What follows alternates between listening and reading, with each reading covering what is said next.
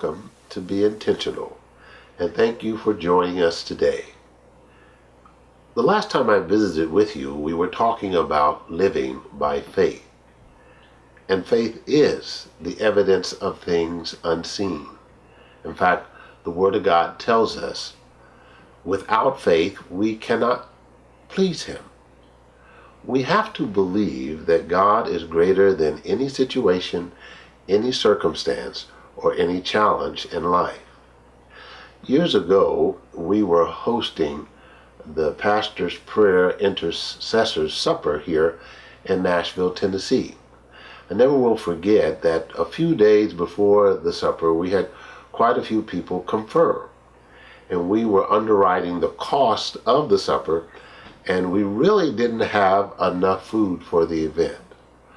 But I believed God, and we trusted God, and we brought the food that we could buy, and that night we had about 125 people show up.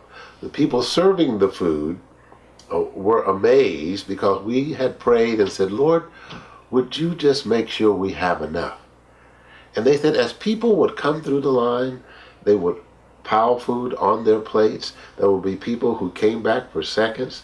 And even at the end of the event, there were people who took plates of food home.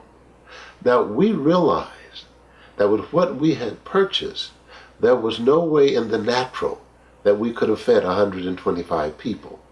But we had asked God to bless the food and to multiply it according to the need of that evening. And all the people who were serving, to this day, they were amazed at how God had honored that request. Now, this may sound a little far-fetched to you, but Jesus took 2 fish and 5 loaves and fed 5,000. And then in the book of John, he says, the work that I have done, you shall do, and greater work. He requires us to believe him and to have faith. Teach your family the way of faith. Teach them to believe God. This has been Papa O encouraging you to be intentional.